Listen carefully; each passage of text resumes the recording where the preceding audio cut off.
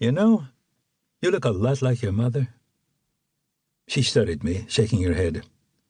Where did that come from?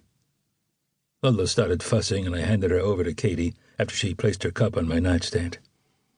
She settled her on her lap. Sheila's son, Riley, and his friends were there in Fort Pratt? I hedged.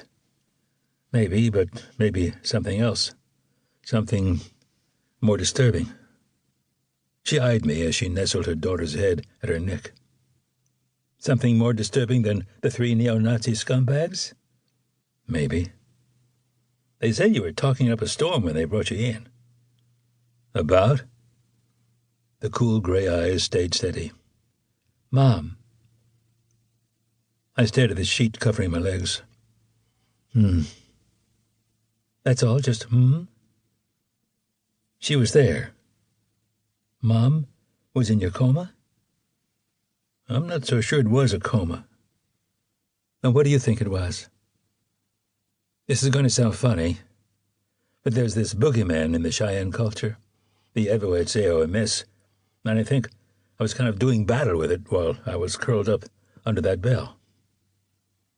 Doing battle over what? Who knows?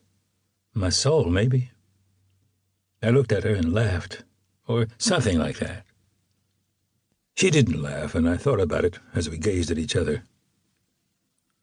Do you ever think we're haunted, punk? She hugged her daughter and looked at me, her eyes growing sad. I think we're loved, and I think true love is the strongest component in all of us, and maybe the last to fade away. We've had our share of bad luck, certainly, but I don't think we're haunted.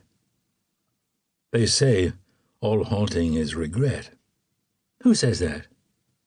They. She smiled a wan smile. What have you got to regret, mister?